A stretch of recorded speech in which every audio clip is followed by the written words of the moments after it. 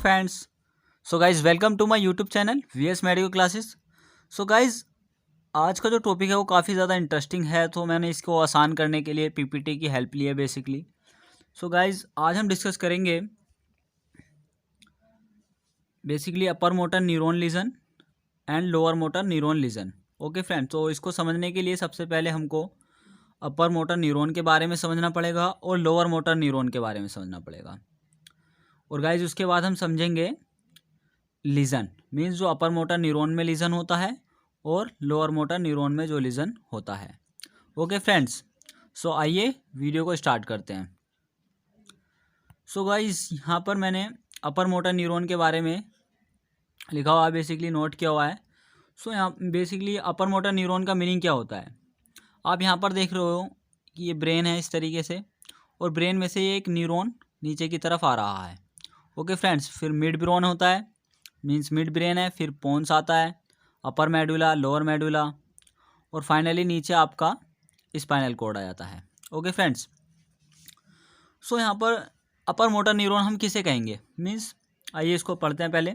Neurons of the brain are called upper motor neuron means ये वाला जो है पॉइंट, इसका मतलब क्या हुआ कि जो न्यूरॉन ब्रेन से निकल रहे हैं, ये वाले न्यूरॉन जो हैं, ये वाला एरो आपको शो करेगा, मीन्स जो न्यूरॉन्स ब्रेन से निकलते हैं उनको हम अपर मोटर न्यूरॉन कहते हैं।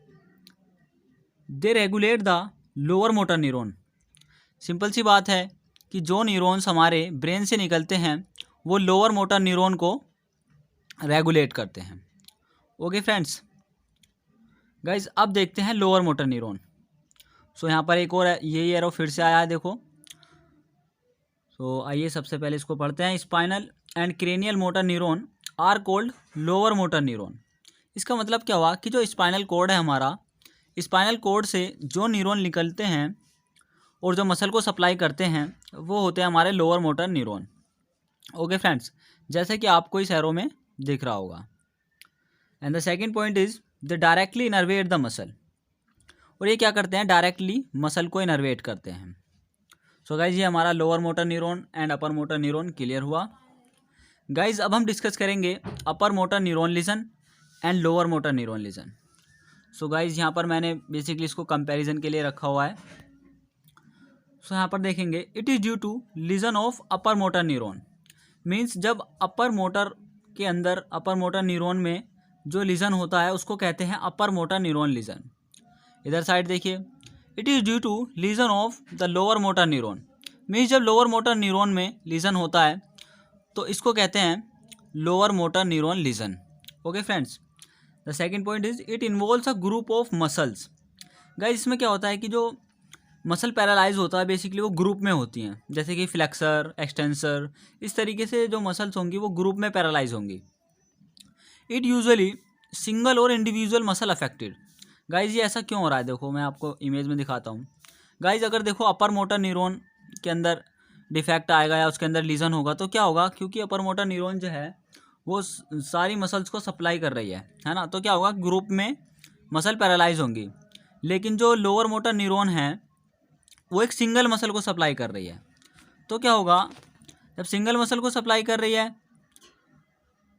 तो इसीलिए ही कह रहा है कि जो इसके अंदर क्या होता है कि सिंगल मसल इन्वॉल्व होती है। ओके फ्रेंड्स, आइए नेक्स्ट स्लाइड पर चलते हैं।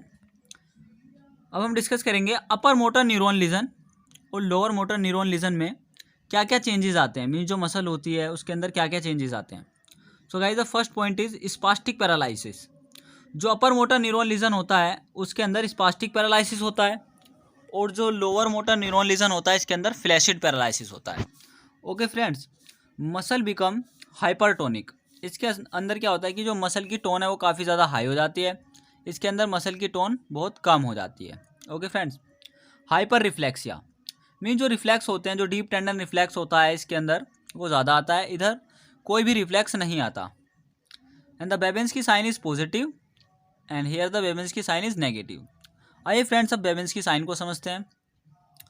सो यहाँ पर आप डायग्राम में देख रहे हो, यहाँ पर फीट का डायग्राम है बेसिकली, और ये जो डोर्सीफ्लेक्शन हो रहा है। सो गाइज ऐसा क्यों हो रहा है, बेसिकली बेबेंस्की साइन पॉजिटिव क्यों बोला गया, अपर मोटर न्यूरॉन लीजन के लिए है ये बेसिकली।